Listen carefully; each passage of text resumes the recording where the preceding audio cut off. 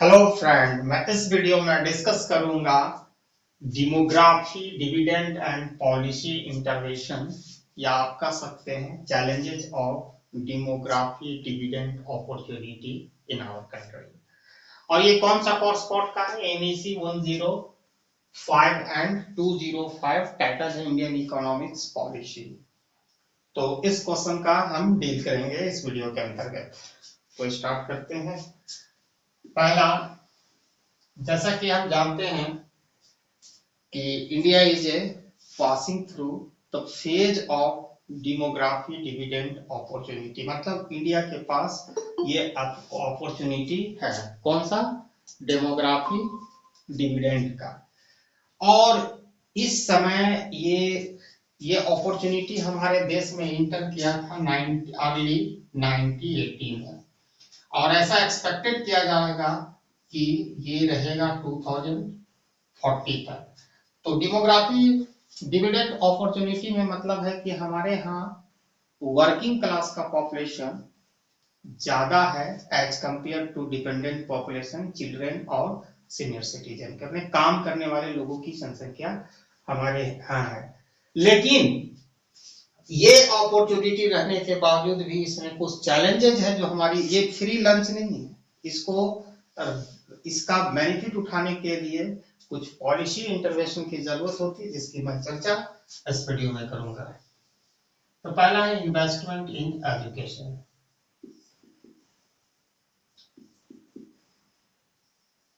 Investment on education,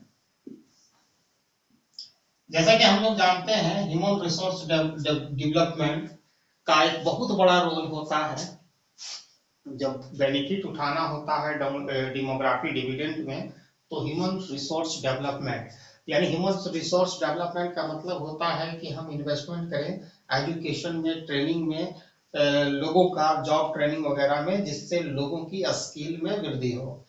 तो हमारे जो अगर आप इन्वेस्टमेंट करोगे एजुकेशन में, ये डायरेक्टली और indirectly productivity of working class को बढ़ाता है। और हमारे यहाँ जो गवर्नमेंट स्पेंडिंग है एजुकेशन में वो बहुत ही कम है। अभी करेंटली 3.6% ऑफ जीडीपी का है। जीडीपी का 6.6%, 3.6% है। 3.6% ऑफ जीडीपी, इसको कम से कम होना चाहिए equal to greater than 6% of GDP. तब हमारा मतलब एजुकेशन सिस्टम और भी विस्तार होगा। और दूसरी नंबर है quality of education in our country is a very low. हमारे यहाँ क्वालिटी ऑफ एजुकेशन भी वेरी पुअर है।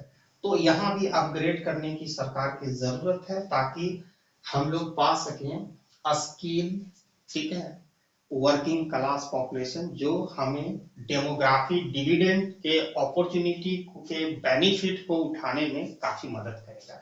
जब तक स्किल्ड वर्कर नहीं होंगे, तब तक हम डेमोग्राफी डिविडेंड अपॉर्चुनिटी का फायदा या बेनिफिट हम उठा नहीं पाएंगे। तो पहली बात है। दूसरी बात इसमें आपको साबित किया जा सकता है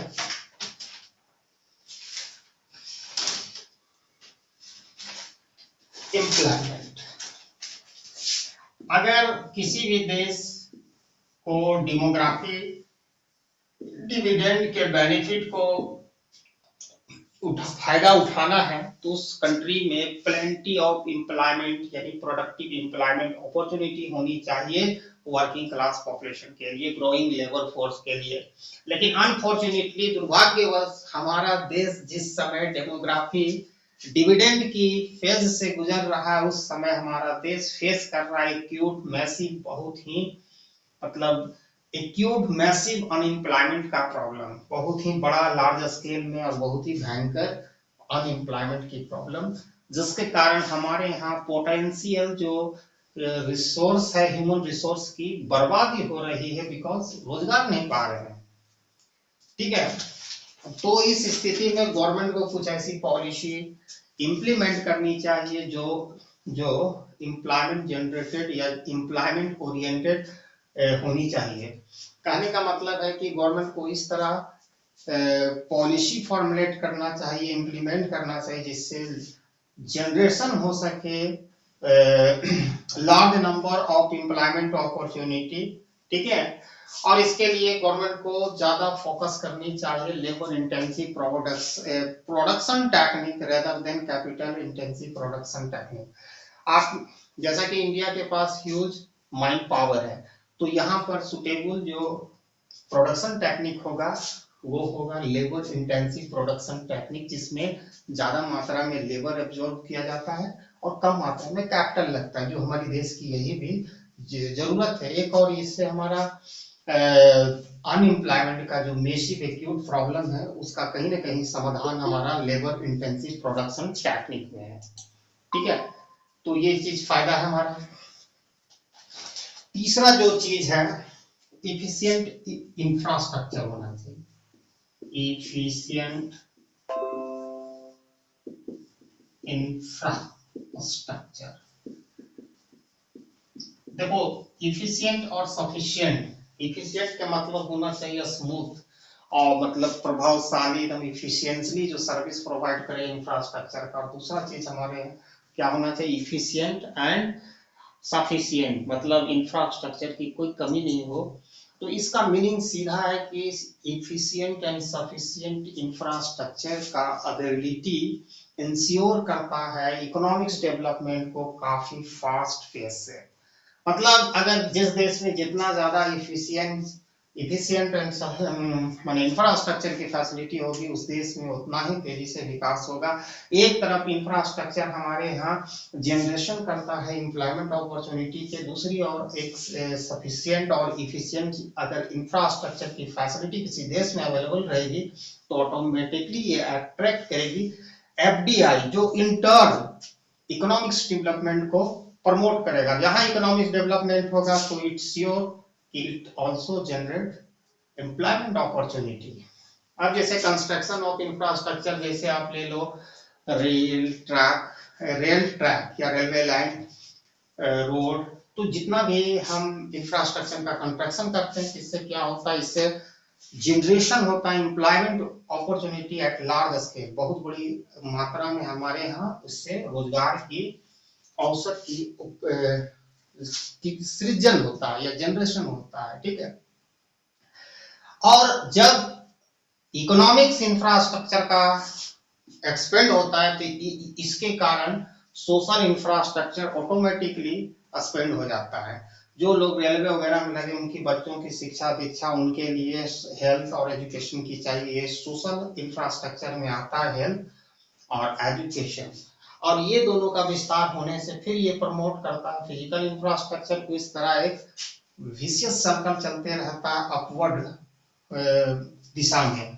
तो कहने का मतलब है इंफ्रास्ट्रक्चर का डेवलपमेंट का मल्टीपल इफेक्ट होता है। ठीक है, जैसे डिमांड फॉर डॉक्टर अगर बढ़ गया, ठीक है, तो उसके साथ ही साथ नर्स का भी डिमांड बढ़ेगा और अगर पैरामेडिकल स्टाफ का भी डिमांड बढ़ेगा। तो ये है इंफ्रास्ट्रक्चर, सोशल इंफ्रास्ट्रक्चर के एक्सपेंशन से। और सोशल इंफ्रास्ट्रक्चर का जैसे एक्सपेंशन होगा तो ये प्रमोट करेगा economics infrastructure like road, railway line, airline etcetera को भी डेवलपमेंट करने के। और इस साथ ही साथ चाहे वो फिजिकल इंफ्रास्ट्रक्चर हो या सोशल इंफ्रास्ट्रक्चर हो, दोनों में लोग ही काम करते हैं, तो कहीं ना कहीं दोनों बहुत directly indirectly lead to generation of employment opportunity at large scale.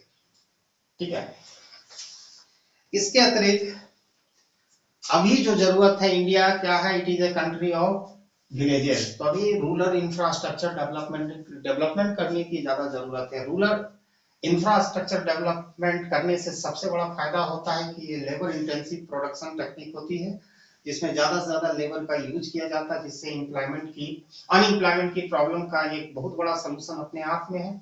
और इससे रूरल इकोनॉमिक्स को भी प्रमोशन मिलेगा, जैसे कैनल हो गया, पाउंड हो गया, फिर रूरल कनेक्टिविटी, जो रोड हम कहें कनेक्टेड टू टाउन सिटीज, तो इससे सप्लाई चेन हमारा बढ़ेगा, जो कहीं ना कहीं इन्फ्लेक्शन को भी कर्व करेगा और इससे एक साइड तो ये इन्फ्लेक्शन को कर्व करेगा, सप्लाई चेन हमारा मजबूत होगा, दूसरी तरफ इससे रूरल लोगों के मार्केट भी मिलेगा। ठीक है, सिर्फ road connectivity to city and town से, अर्बन एरिया से, उसको भी बाजार मिलेगा, उसको सही रेट मिलेगा। इससे बीच वाला बिचौलिया जो खा लेता तो उसका ओवरऑल प्रोस्पेरिटी लाएगा, हैप्पीनेस लाएगा उसके लाइफ में। ठीक है, वो कृषि कार्य को भी और अच्छी तरीका से करेगा। जब उसकी फसल की अच्छी कीमत मिलेगी तो और भी क्वालिटी प्रोडक्ट वो प्रोडक्शन करेगा ज्यादा मात्रा में, जिससे इन्फ्लेशन पर हम काबू कर सकते हैं। दूसरी और इंफॉर्मेशन टेक्नोलॉजी, आज आईटी इंडस्ट्रीज ने ओपन किया है large number of employment opportunity to educated youth. आज एजुकेटेड यूथ के लिए बहुत बड़ा आईटी सेक्टर ने रोजगार दिया है और इसका एक ब्राइट फ्यूचर है। तो गवर्नमेंट को चाहिए कि कंप्यूटर एजुकेशन को इस तरह फैलावे, इस तरह एक्सपेंड करे, जिससे ग्रामीण एरिया तथा बॉटम सेक्शन ऑफ सोसाइटी यानी लोअर सेक्शन ऑफ सोसाइटी के लोग भी इस माने पहुंच सके इसकी कंप्यूटर शिक्षा का, ताकि उनकी कैपेबिलिटी का इकोनॉमिक्स डेवलपमेंट में हम इस्तेमाल कर सकें और हम बेनिफिट उठा सकें डेमोग्राफी डिविडेंड की। ठीक है, स्मॉल स्केल इंडस्ट्रीज, चौथा पॉइंट था हमारा आईटी इंफॉर्मेशन टेक्नोलॉजी। पांचवा पॉइंट है एसएसआई यानी स्मॉल स्केल इंडस्ट्री। जैसा कि मैन्युफैक्चरिंग एरिया में या मैन्युफैक्चरिंग सेक्टर में जो स्मॉल स्केल इंडस्ट्री आप जानते हैं 86% लोगों को ये रोजगार प्रदान करता है डायरेक्टली। ठीक है, small scale industry provide 86% of total labour force in manufacturing sector, and remaining 40% is provided by medium and large size of industry या large industry। यानी 86% स्मॉल स्केल इंडस्ट्री मैन्युफैक्चरिंग के सेक्टर में टोटल लेबर फोर्स का करता, जबकि मात्र 14% मध्यम आकार वाला और लार्ज साइज वाला इंडस्ट्री प्रदान करता है। इसका मतलब है कि इसका एम्प्लॉयमेंट में कंट्रीब्यूशन काफी, और इसकी मदद से हम काफी आसानी से जो बेनिफिट है डेमोग्राफी डिविडेंड का हम काफी उठा सकते हैं। लेकिन इसका सबसे बड़ा दो मेजर प्रॉब्लम है, शॉर्टेज ऑफ क्रेडिट और दूसरा है अपग्रेडेशन, मतलब अपडेटेड टेक्नोलॉजी, पुरानी टेक्नोलॉजी है। तो गवर्नमेंट को यहाँ चाहिए कि यहाँ जो स्मॉल स्केल इंडस्ट्रीज में एबिलिटी कराए क्रेडिट फैसिलिटी को चीप रेट पर, दूसरी तरफ यहाँ अपग्रेडेशन ऑफ टेक्नोलॉजी होना चाहिए, जिससे इस इंडस्ट्रीज का काफी एक्सपेंड और डेवलप हो सके। इसके अतिरिक्त इस दिशा में हमारे गवर्नमेंट ने मुद्रा इसका फुल फॉर्म जानता है ये कोई? नहीं जानता। देखो, micro unit development and refinance agency होती है मुद्रा। इसी दिशा में जो हमारी प्रेजेंट गवर्नमेंट ने कदम उठाया था, स्टेप लिया था, लेकिन इसका रिजल्ट जो संतुष्टि के कह सकते हो फार फ्रॉम सैटिस्फैक्टरी लेवल, मतलब अच्छा कोई रिजल्ट नहीं प्राप्त कर पाया। फिर इसके बाद है हम लोग को ध्यान देना चाहिए, पे अटेंशन, इनफॉर्मल सेक्टर। अब इनफॉर्मल सेक्टर कौन सा सेक्टर हो? देयर आर टू सेक्टर होता है। एक फॉर्मल सेक्टर होता है जिसको मॉडर्न मार्केट इकोनॉमिक्स के द्वारा होता है, जिसका रिकॉर्ड गवर्नमेंट के पास होता है। इनफॉर्मल सेक्टर एक ऐसा सेक्टर होता है जिसको हम ट्रेडिशनल सेक्टर भी कह सकते हैं, और इसका रिकॉर्ड गवर्नमेंट के पास नहीं होता है। और यहाँ पर हमारा पॉपुलेशन का 93% लोग इन लेबर फोर्स यहाँ खपा हुआ है। ठीक है, और यहाँ पर सोशल सिक्योरिटी नाम का कोई चीज नहीं होती, एम्प्लॉयमेंट की सिक्योरिटी, जॉब सिक्योरिटी भी नहीं होती है, प्लस इसका कोई लेखा जोखा गवर्नमेंट के पास भी नहीं होती है। लेकिन इस सेक्टर को अगर इनकरेज किया जाए, जहां 93% लोग हमारा एम्प्लॉयमेंट ये प्रदान कर रहा है, तो कहीं ना कहीं इस सेक्टर की डेवलपमेंट करने की आवश्यकता है। तभी हम हम रीप कर सकते हैं, फायदा उठा सकते हैं डेमोग्राफी डिविडेंड का, जिस समय इंडिया के पास मात्र अब 18 से 19 वर्ष और बचा है। 2040 में ये लास्ट कर जाएगा। उसके बाद डिपेंडेंट पॉपुलेशन की जनसंख्या बढ़ जाएगी और वर्किंग क्लास की जनसंख्या घट जाएगी।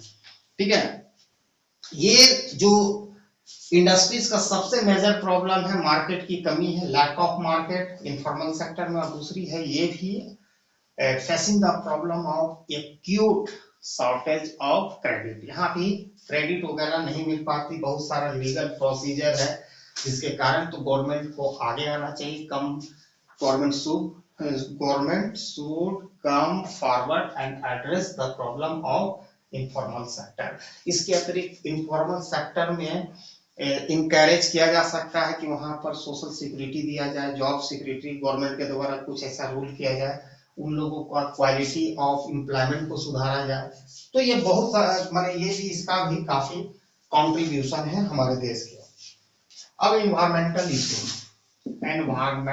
इशू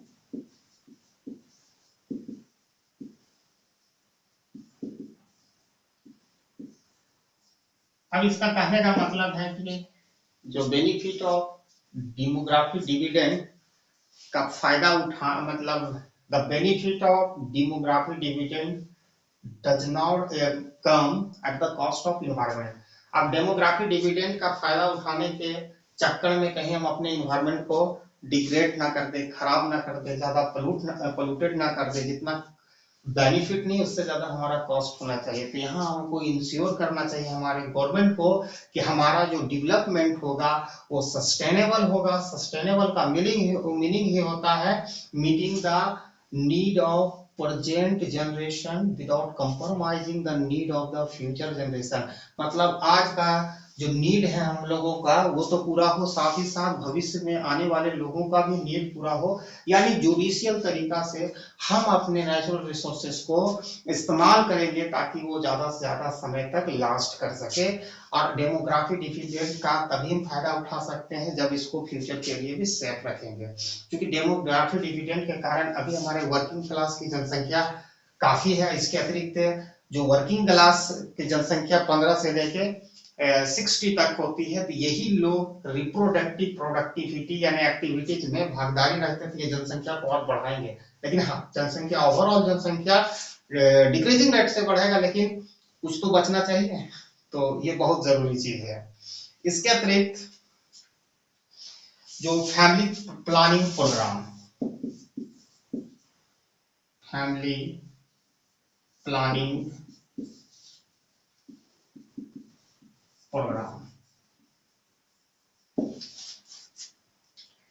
देखो, इंडिया का जो demographic window of opportunity involve करता है एक्सेलरेशन ऑफ फर्टिलिटी डिक्लाइन। यहाँ पर जल्द से जल्द मतलब है कि फर्टिलिटी यानी बर्थ रेट को कम से कम किया जाए। ठीक है, तो इसके लिए फैमिली प्लानिंग प्रोग्राम को काफी लार्ज स्केल पे एक्सपेंड करना चाहिए। और अभी देखिए, अभी फैमिली प्लानिंग प्रोग्राम कहाँ तक कंफाइन है? एजुकेटेड हाउसहोल्ड फैमिली तक। इसको इस तरह फैलाना चाहिए।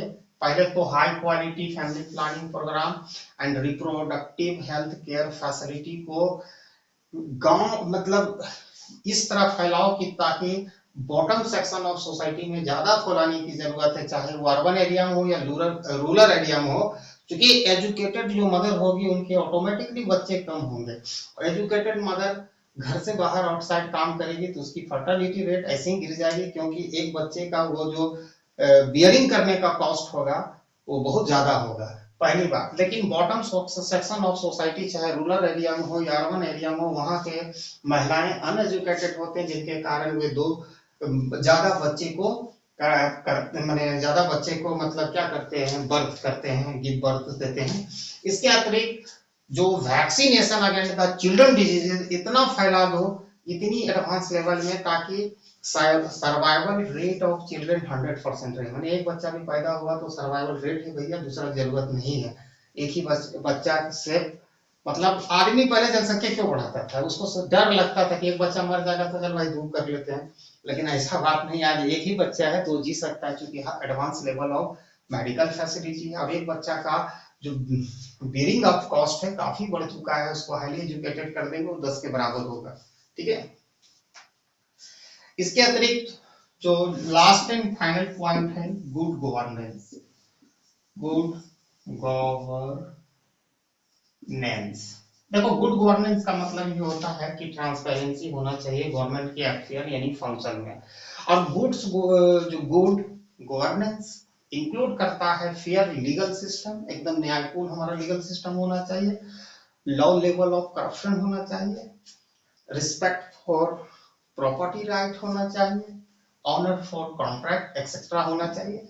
ये एक तरफ इकोनॉमिक ग्रोथ को बहुत तेजी से प्रमोट करता है, और ये एसेंशियल कंडीशन है, ठीक है, जो growth economic development with equity and stability. मतलब अगर आपका लीगल सिस्टम फेयर होगा या गुड गवर्नेंस होंगे तो हमारा जो इकोनॉमिक डेवलपमेंट होगा वो इनइक्वालिटी में कमी होगी, ज्यादा से ज्यादा माने हमारे देश में इक्वालिटी बढ़ेगी, ठीक है, और स्टेबिलिटी के साथ, ठीक है। तो गुड, लेकिन अनफॉर्चुनेटली हमारे देश में इसकी शॉर्टेज है किसी न किसी स्तर में। अभी हमारे लिए अर्जेंट जो नीड है गवर्नमेंट को अपने अफेयर को ज्यादा ट्रांसपेरेंस करें, करप्शन पर कर्व करें, और देश के हित के लिए पॉलिसी बनाए, ना कि रेदर देन कुछ का साथ कुछ का विकास नहीं, सबका साथ सबका विकास जैसा नारा है वैसा होना चाहिए। तो ऑटोमेटिकली हम बेनिफिट हम उठा सकते हैं डेमोग्राफी डिविडेंड का। और ये देखो एक्चुअल में जो डेमोग्राफी डिविडेंड कोई फ्री लंच नहीं है, वही कंट्री इसका बेनिफिट उठा सकता है जिसमें ये सारी क्वालिटी होगा जितना पॉइंट का चर्चा की है। वहां पर सबसे पहले ऑनेस्ट गवर्नमेंट होनी चाहिए, ऑनेस्ट ब्यूरोक्रेसी होनी चाहिए, तथा इसके अतिरिक्त लोगों का जो मेंटालिटी है वो भी इकोनॉमिकल होनी चाहिए रादर देन रिलीजियस और सोशल। अब यहाँ है कि भाई बेटी की शादी के लिए 10 लाख रुपया खर्चा करके अनप्रोडक्टिविटी एक्टिविटी में लगा देने वाला में डेमोग्राफी डिविडेंड का फायदा नहीं उठा सकता है। तभी उठा सकता है वही 10 लाख को, अगर 1 लाख को भी अगर प्रोडक्टिविटी एक्टिविटी में लगाएंगे तो 1 लाख 1.5 लाख बनेगा, लेकिन 10 लाख कभी 20 लाख नहीं बनेगा अगर हम उसको अनप्रोडक्टिविटी एक्टिविटीज में हम एक्सपेंड करेंगे, पहली बात। दूसरी तरफ लोगों की मेंटालिटी बदलना चाहिए, कुछ इंस्टीट्यूशनों को कमजोर करने की, वीकन करने की जरूरत है, अवेयरनेस होना चाहिए फैमिली प्लानिंग का, जब और सरकार के द्वारा भी इन्वेस्टमेंट जो एजुकेशन में काफी करनी चाहिए, क्वालिटी ऑफ एम्प्लॉयमेंट बढ़ानी चाहिए। यहाँ quality of employment is a very poor in our country. आप सोच सकते हो 93% लोग still working in informal sector, जहां पर जॉब सिक्योरिटी सोशल सिक्योरिटी नाम का कोई चीज नहीं होता है। आईटी सेक्टर में हमारा काफी अच्छा परफॉर्मेंस, इसको और एक्सपेंड करने की जरूरत है। SII स्मॉल स्केल यूनिट को, इंडस्ट्रीज को भी बढ़ाने की, प्रमोट करने की आवश्यकता है। खाली गवर्नमेंट खाली इसका एबिलिटी बढ़ा दे, क्रेडिट का और मार्केट का, ठीक है। इनफॉर्मल सेक्टर में सुधार की आवश्यकता है, क्योंकि 93% जहां पर वो एम्प्लॉयमेंट प्रदान कर रहा है तो सेक्टर पर ज्यादा ध्यान देने के लिए आवश्यकता है। इन्वायरमेंटल इशू, हमारी जनसंख्या बढ़ रही है जिसके कारण डेंसिटी ऑफ पॉपुलेशन भी काफी अच्छा खासा है, ठीक है। तो जिसके कारण हमारा जो डेमोग्राफी डिविडेंड का फायदा उठाने के चक्कर में इस पर हम इन्वायरमेंट को हम डिस्ट्रॉय नहीं कर दे। यहाँ भी हमको सस्टेनेबल डेवलपमेंट का अप्रोच को अडॉप्ट करना चाहिए, फैमिली प्लानिंग प्रोग्राम करना चाहिए, जिससे फर्टिलिटी रेट गिरेगा तो महिलाएं, एजुकेटेड महिलाएं या अनएजुकेटेड सभी घर से बाहर काम करेंगे, क्योंकि कॉस्ट ऑफ लिविंग काफी बढ़ जाएगा। खर्च चलाने के लिए, फैमिली रन करने के लिए उन्हें पैसे की जरूरत होगी, सिर्फ मैन से खर्चा नहीं चलेगा, हस्बैंड से। अब वाइफ को भी खर्चा बियर मैंने उठा मैंने कमाना पड़ेगा फैमिली को चलाने के लिए। कहीं ना कहीं ये फैमिली प्लानिंग प्रोग्राम का ये असर होगा, या इकोनॉमिक डेवलपमेंट के प्रोसेस से लोगों में इस तरह की मेंटालिटी आएंगे। Goods governance is the necessary condition है, सबसे पहले गवर्नमेंट को सुधारना पड़ेगा, तो ऑटोमेटिकली सारा चीज ये सब गवर्नमेंट के हाथ में, पब्लिक को सुधारना कोई ज्यादा देर नहीं लगेगा। तो ये था challenges of demography dividend opportunity आप कह सकते हो demography dividend and policy intervention. Thanks for watching my video till and जय हिंद।